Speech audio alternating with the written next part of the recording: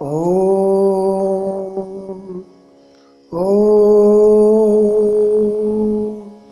ओम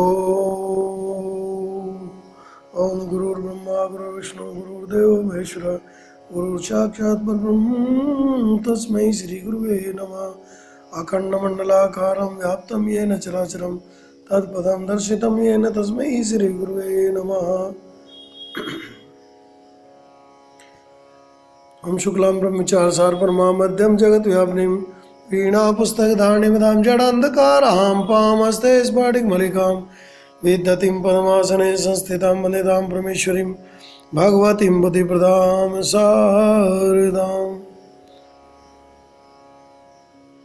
अलख निरंजन अलख निरंजन अलख निरंजन। प्रियात्मन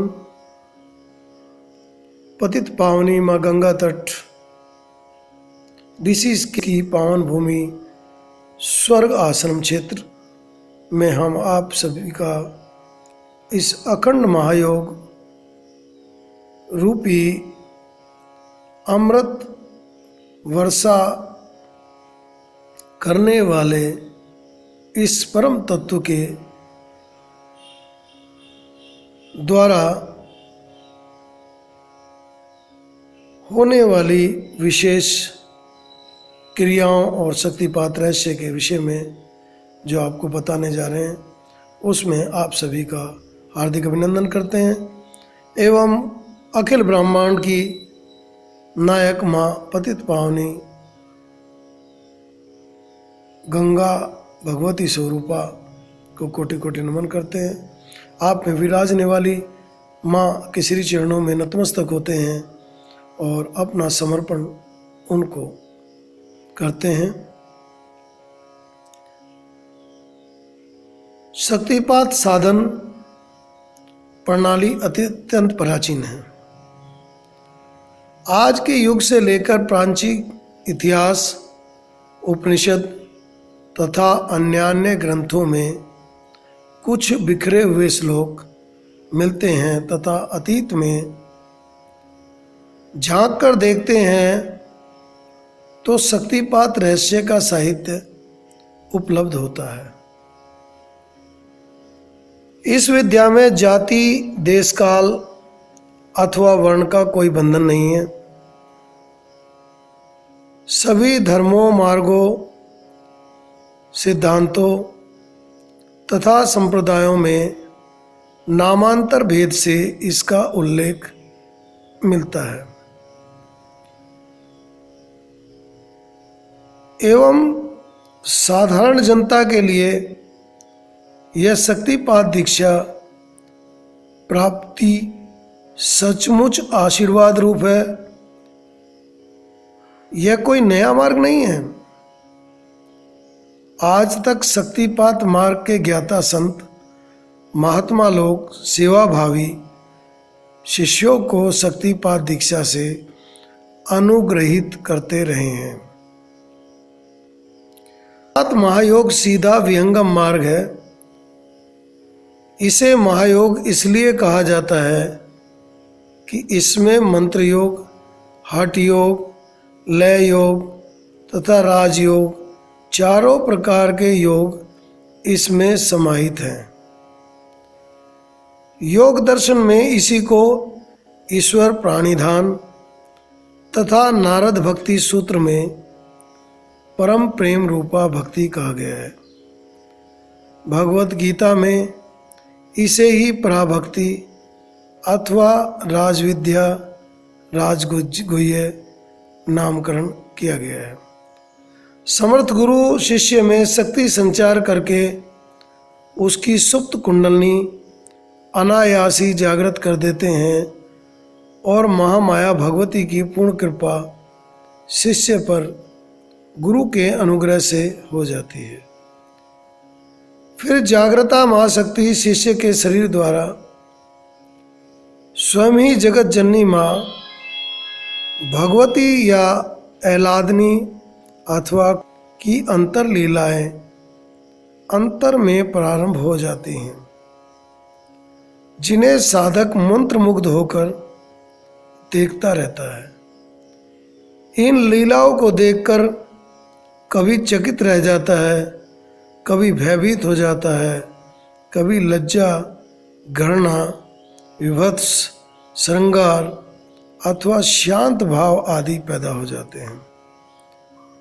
अब तक प्रयत्न करने को ही हम पुरुषार्थ माना करते थे, परंतु कर्तव्याभिमान प्रयत्न का तो संस्कार संचय होने लगता है। जब स्वतः साधना प्रारंभ होती है तो यह स्पष्ट होने लगता है कि समर्पण ही पुरुषार्थ है। हम प्राय कहते हैं कि आपको श्रद्धा और समर्पण करना है, बाकी तो सब उपलब्ध हो जाता है। लेकिन यही बहुत कठिन है। कहने में आसान लगता है लेकिन हो नहीं पाता। अपनी इच्छा या प्रयत्न का हस्तक्षेप समर्पण भाव को शिथिल कर देता है। आसन, प्राणायाम, क्रिया, ज्ञान, ध्यान आदि करवाती रहती हैं। गुरु अनुग्रह ही इस शक्तिपात में प्रधान कारण होता है। अन्य योग शास्त्रों में आसन, प्राणायाम, मुद्रा आदि का अभ्यास कुंडलिनी शक्ति को जगाने के लिए किया जाता है। वह भी कभी सफल होता है और कभी असफल, किंतु शक्तिपात महायोग से कुंडलिनी शक्ति पहले जाग जाती है और उसके पश्चात प्राप्ति शरीर भेद से, गुण कर्म संस्कार भेद से आवश्यकता अनुसार क्रिया, मुद्रा, प्राणायाम, यम, नियम, प्रत्याहार, ध्यान आदि स्वयं होने लग पड़ते हैं।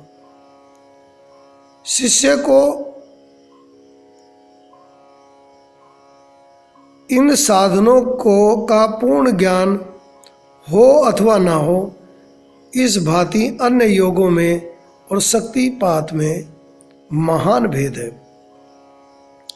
यही सखंड महायोग की अपूर्व अलौकिक दिव्यता है।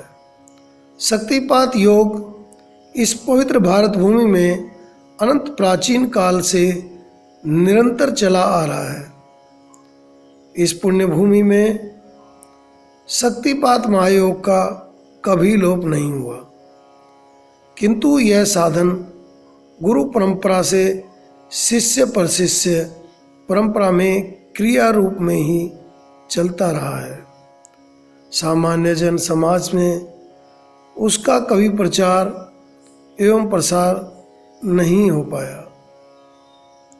इसका कारण शक्तिपात महायोग के रहस्यमता और गुह्यता का है।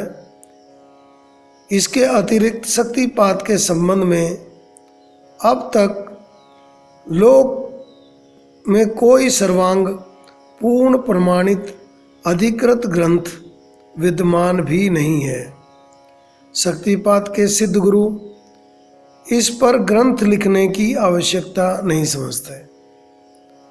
अतः किसी भी पूर्व ग्रंथों में इस महायोग का सर्वांगीण वर्णन नहीं मिलता।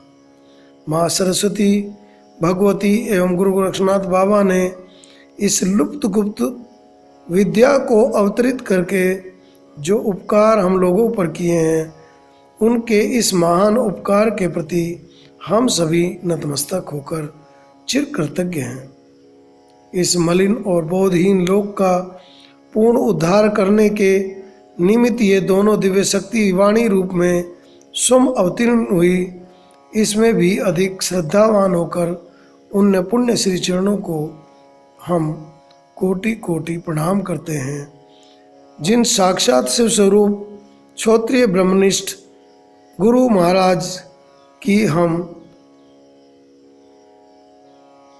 अंकिचरण शिष्यों पर अहेतु की कृपा हुई। अकारण करुणा पूर्ण हृदय से जिन्होंने शक्तिपात में बिना किसी पूर्व परिचय के हम लोगों को दीक्षित करके हमारी शुभ शक्ति जागृत कर दी, अज्ञानांधकार मिटाकर जीवन में प्रकाश भर दिया। स्वामी राम स्वरूप जी महाराज के हम कृतज्ञ हैं, जिनके कारण आज हम आप लोगों के सम्मुख इस शक्तिपात नामक रहस्य को आप तक पहुंचाने में, लाभ देने में एक भूमिका उत्पन्न कर पा रहे हैं, निमित्त मात्र बन पा रहे हैं। शक्तिपात सूत्र में हमें अनुग्रहित करके हमारा कल्याण का मार्ग हमारे गुरुदेव ने प्रशस्त किया। उस शक्तिपात की प्राप्ति के लिए जिज्ञासा करनी चाहिए। जैसा ब्रह्मसूत्र में कहा गया है, अथा तो ब्रह्म जिज्ञासा। सबसे पहले आपके अंदर उस जिज्ञासा का होना अति आवश्यक है। जब तक जिज्ञासा उत्पन्न नहीं होगी तब तक आप उसकी ओर उत्कृष्ट नहीं होंगे और उसको समझने में और जानने में आप सक्षम नहीं हो पाएंगे, वो क्षमता नहीं आ पाएगी। रहस्य को समझने के लिए, उनकी अनुभूति की उपलब्धि के लिए श्रद्धा, विश्वास एवं निष्ठा की आवश्यकता होती है। शक्तिपात की अनुभूति की प्राप्ति में जो विघ्न बाधाएं आती हैं उनको भी हम भली भांति समझते हैं, इसलिए आपको किसी भी प्रकार से परेशान होने की आवश्यकता नहीं है।